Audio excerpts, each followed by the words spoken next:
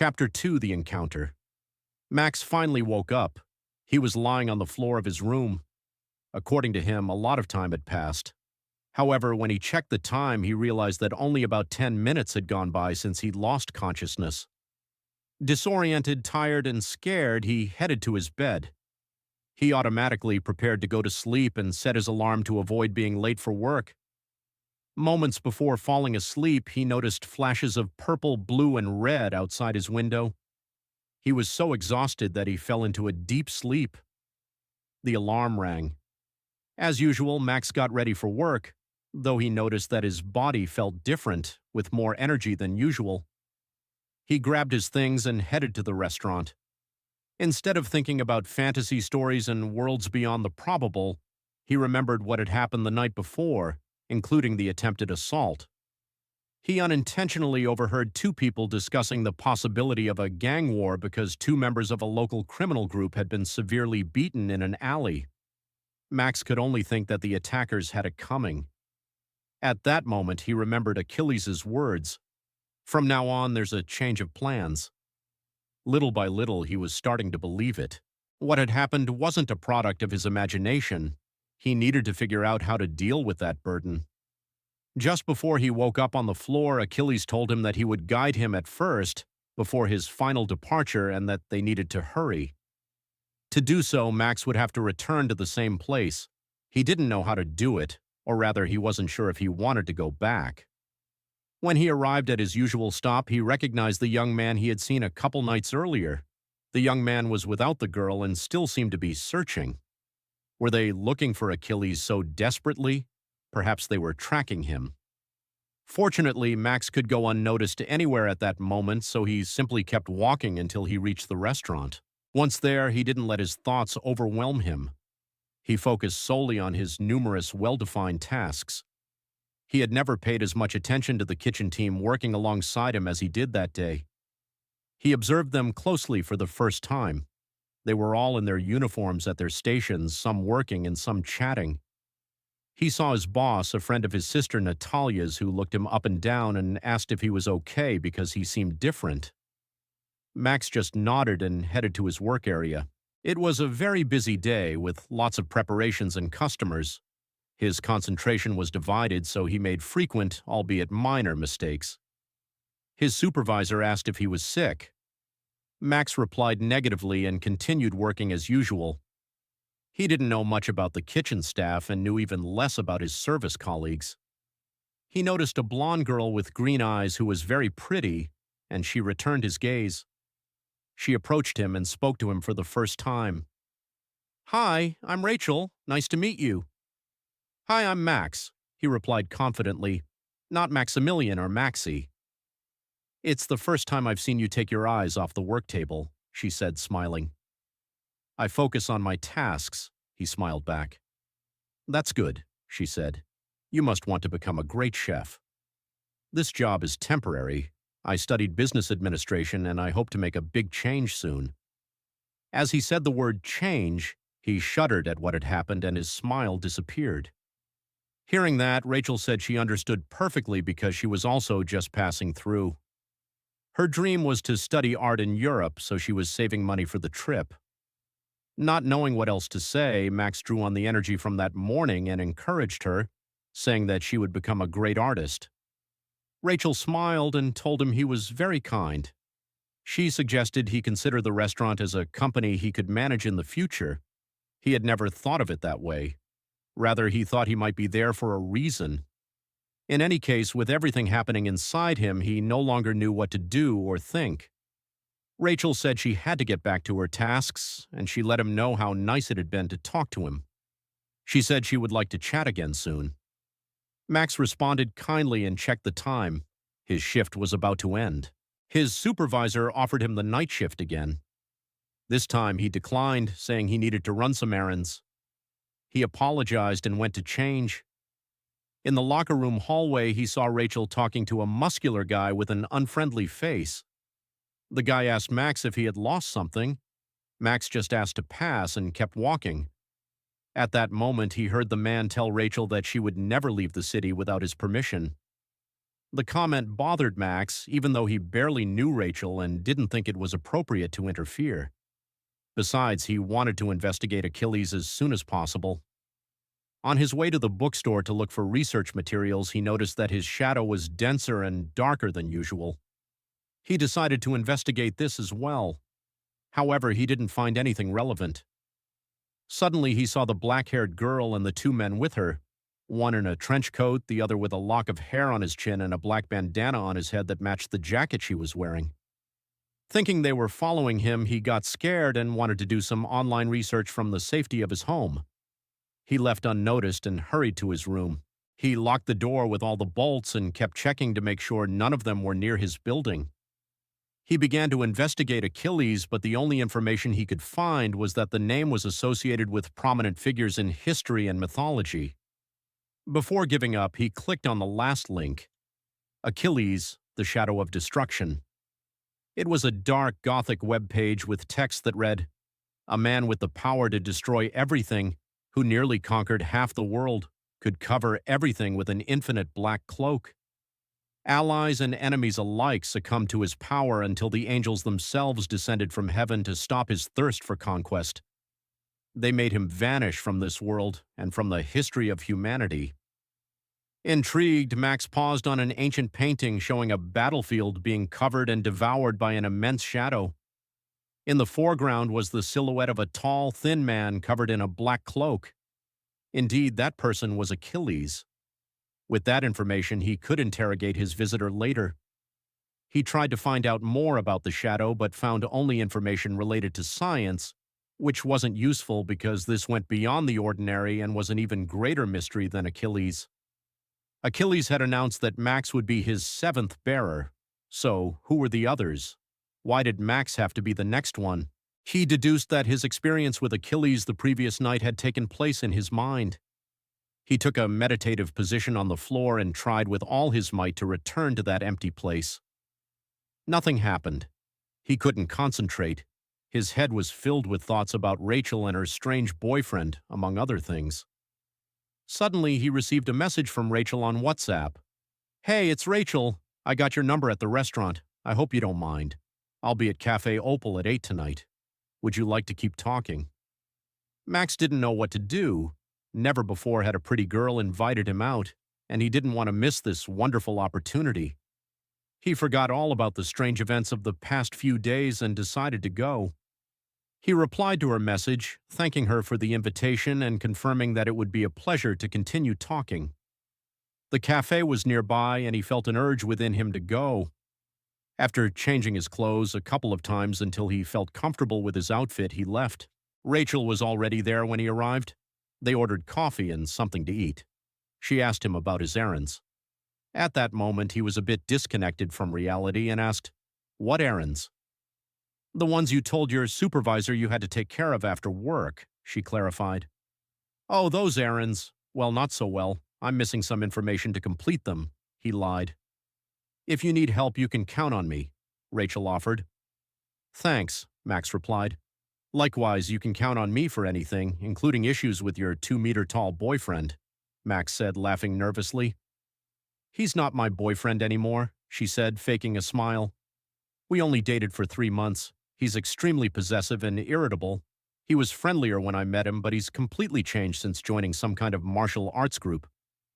If he doesn't contribute or give you space, it's better to move on," Max blurted out. "That's right," Rachel agreed. "That's why I'm looking for new friends. I don't know why, but today at the restaurant you seemed different, less absorbed in your preparations. That caught my attention." "Yeah, with all these errands, I couldn't focus completely. You're the first person to approach me at work, and I don't know how to act in these situations." "I'm very shy," Max admitted, embarrassed. "Don't worry," Rachel said, smiling. "I understand. You're giving off a different vibe now, and that's good." They talked for at least another hour and a half. They shared family anecdotes, stories about friends and hobbies. Everything was going great. They asked for the check, and Max wanted to walk Rachel to a taxi. She lived downtown. When they arrived at the stop, Rachel's ex-boyfriend started shouting in the middle of the street. Embarrassed, the girl ran toward him to see if she could calm him down. He grabbed her arm roughly and dragged her into a dimly lit street. Max could no longer tolerate the vile act, so he went to help his new friend. He told the man to leave her alone. The man turned around, spat on the ground, and pushed Rachel to the floor. The man tried to attack Max. Not knowing how to fight, Max pushed him the way he had pushed the thief. But something very different happened. A shadow shot out of his hands and struck the man with force, sending him flying farther than the thief had been. Max was amazed and could only run to help Rachel, who was stunned by the strength she had seen him display. As they were about to leave, the man stood in their way and quickly punched Max in the stomach, sending him flying. From the ground, Max saw the man slap Rachel and she fell unconscious to the floor. This gorilla's hands were much larger and he now really looked like one. His entire body was enormous, and a greenish hue could be seen on his skin. His eyes conveyed only anger as he stared fixedly at them. Max tried to summon the shadow from his hands again. Nothing came out, so he was defenseless when he received a punch to the face that knocked him down. Before another blow could land, he saw an orange flash from which the black-haired girl with braids emerged, stopping the enormous green fist with just one hand. It was incredible. She was a real hero. With another move, she punched the gorilla in the face and sent him flying. The girl took a fighting stance.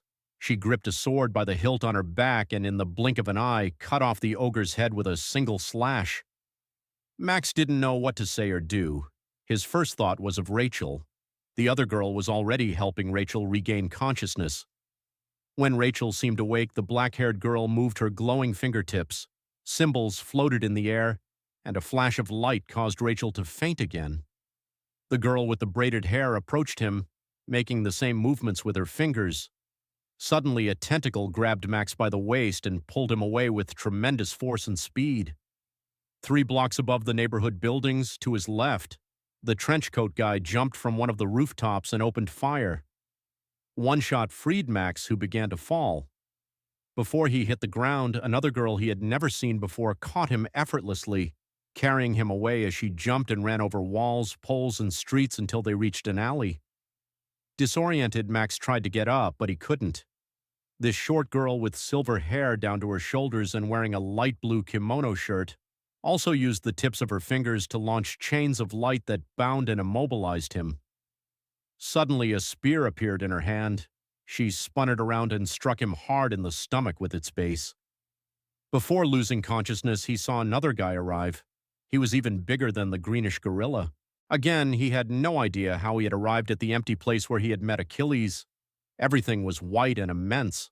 Achilles wasn't there, which worried Max. He called out, but Achilles didn't appear anywhere.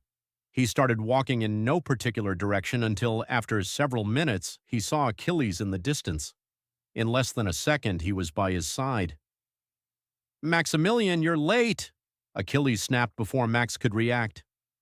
Max was a little angry and argued that there was a battle out there and that he didn't know what was happening.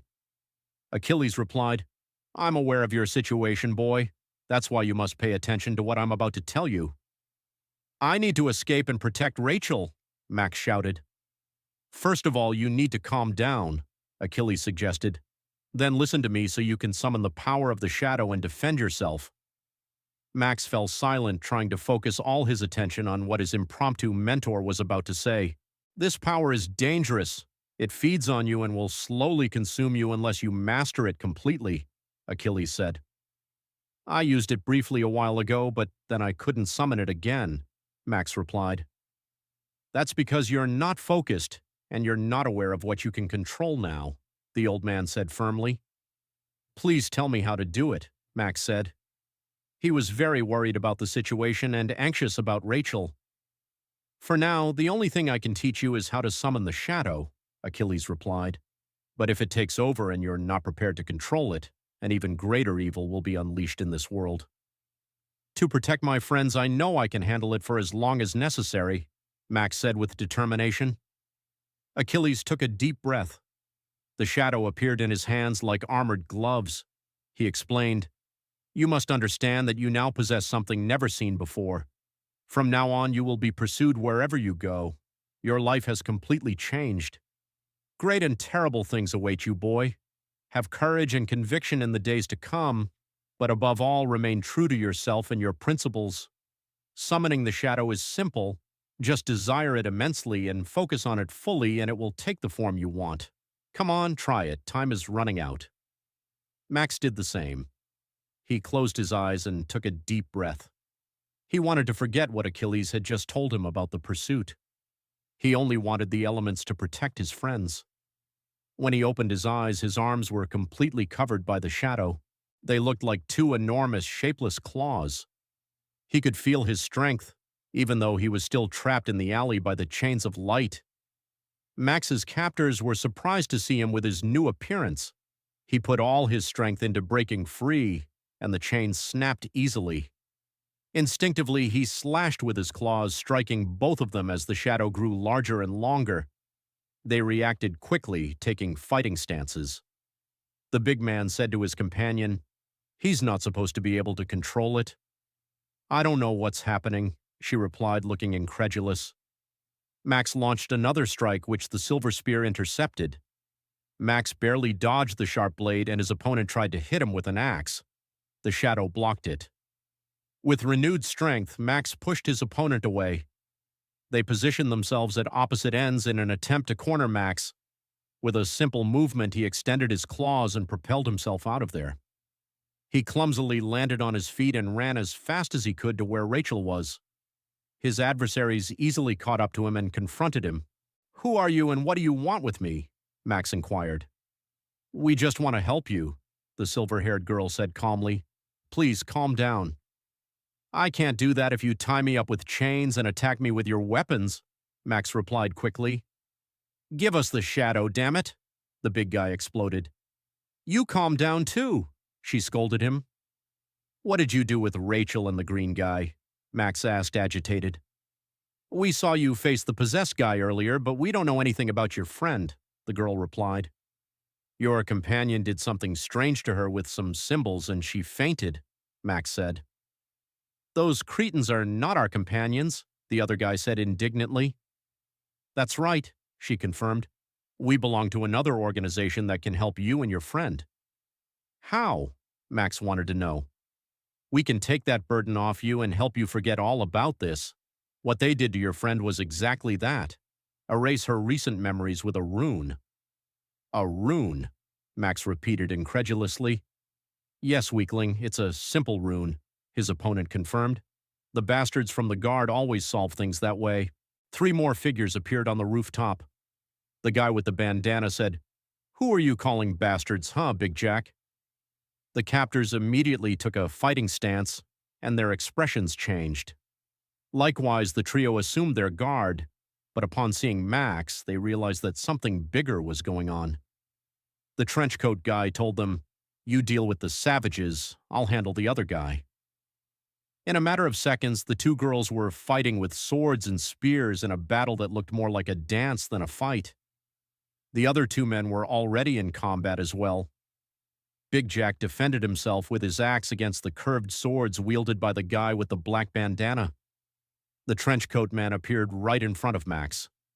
Instinctively, Max lashed out with a claw strike, but the man easily dodged it and responded with a kick that sent Max flying.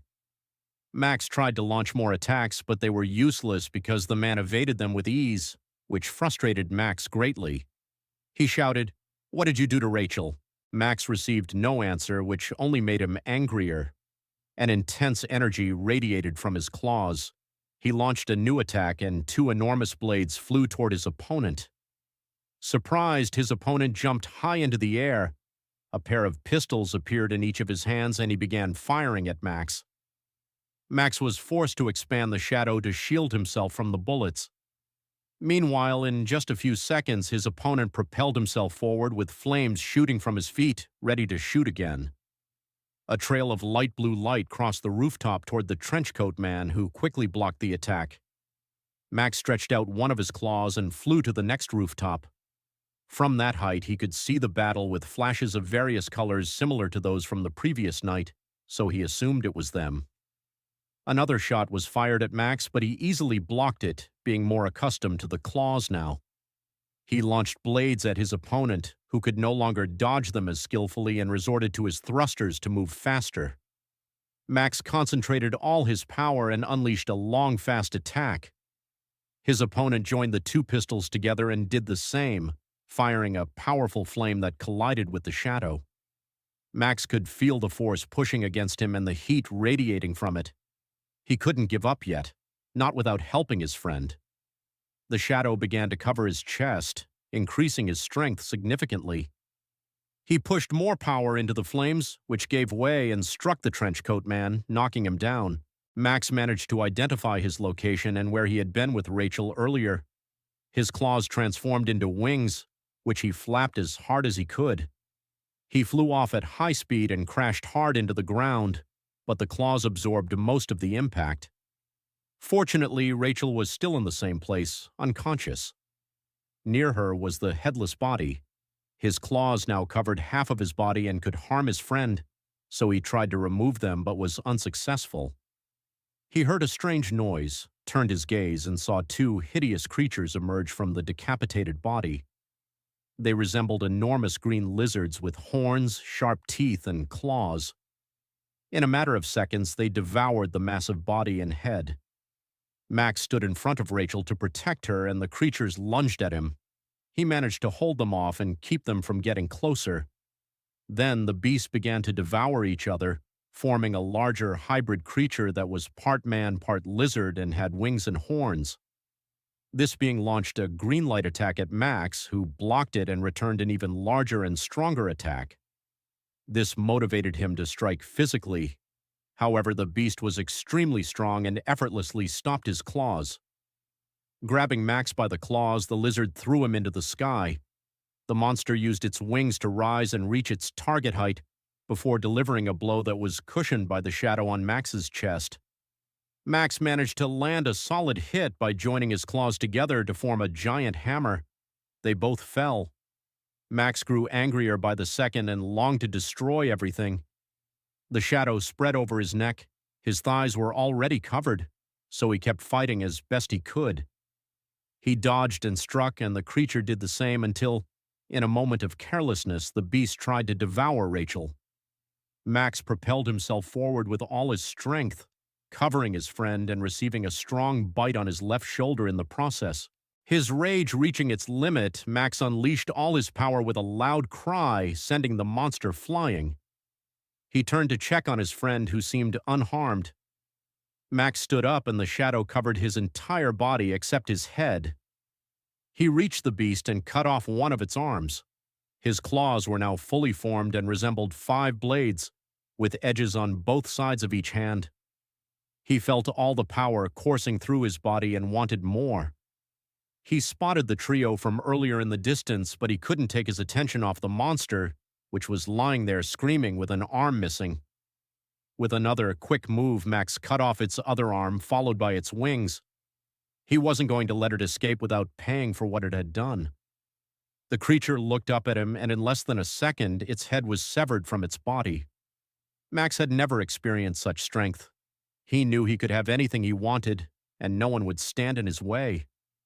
Now a defined shadow covered his entire body like a second skin, with highly defined musculature. He could feel his hair growing longer. The only part of his body not covered by the shadow was his face. His adversaries arrived in an attacking stance, weapons ready.